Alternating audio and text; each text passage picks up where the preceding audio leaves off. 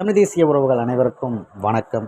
மனமுடைந்து பேசிய சீமான் கண்கலங்க வைக்கும் காணொளி எனும் தலைப்பில் தான் இந்த காணொலியை நம்ம பார்க்க இருக்கோம்.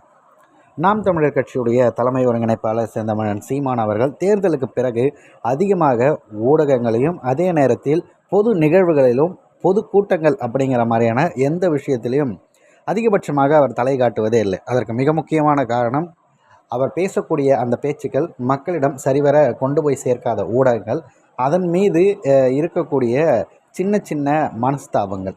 அந்த விஷயந்தான் நடந்தது. இதை அண்ணன் அவர்களே மேடையில் சொல்லியிருக்காரு.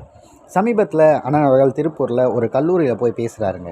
கிட்டத்தட்ட 1 மணி நேரம் வரைக்கும் அங்கே இருக்கிற அந்த மக்களுக்கெல்லாம் யார் யாரெல்லாம் போட்டியில் வெற்றி பெற்றாங்களோ அவங்களுக்கு விருதளிக்கிறது அப்படின்ற எல்லா விஷயத்தையும் செய்து அண்ணன் சீமான் அவர்கள் பேசிய அரசியல்ங்கிறது மிகப்பெரிய விடயம்.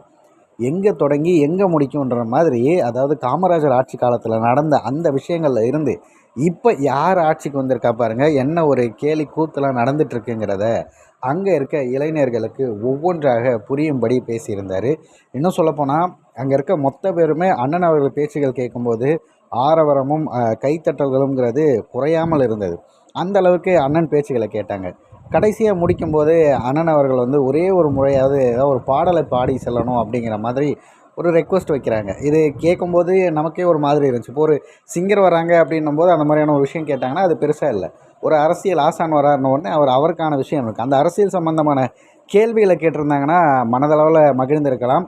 இன்னும் அண்ணன் சீமான் அவர்கள் திணறக்கூடிய அளவிற்கு உண்மையிலே அவர்களுக்கு திராணி இருந்தால் அந்த மாதிரியான கேள்விகள் கேட்டிருந்தால் இன்னும் நல்லா கூட இருக்கணும்னு வச்சுக்கோங்களேன். ஆனால் அந்த மாதிரியான விஷயங்கள் எதுக்குமே போகாமல், சந்தேகங்கள் அரசியல் பற்றி எதுவும் இல்லாமல் ஒரு பாட்டு பாட சொன்னதே உண்மையில் மனது ஏற்கலை.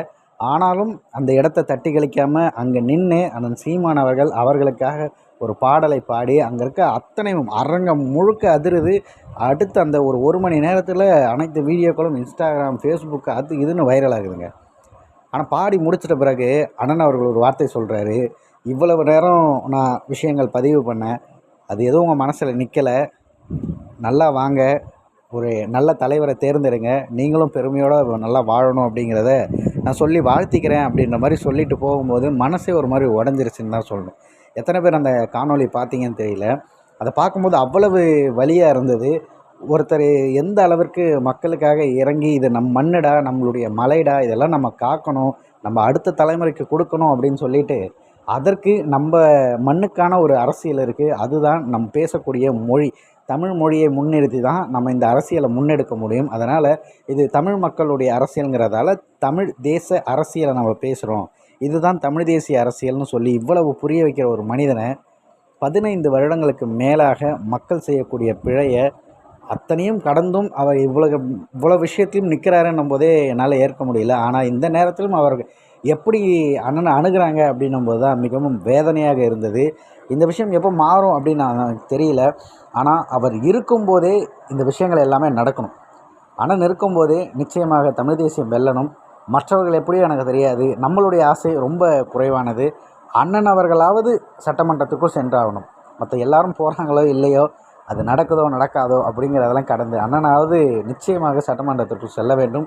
இந்த இடைத்தேர்தலாவது மக்கள் திருந்துவதற்கான வாய்ப்பு இருக்குமா அப்படிங்கிறது தான் மிக முக்கியமான விஷயமாக பார்க்கப்படுது. காரணம் என்ன அப்படின்னா, மற்ற அனைவருமே தேர்தலுக்கு அச்சப்படுவார்கள். நாம் தமிழர் கட்சி ஒருபோதும் அச்சப்பட்டது கிடையாது.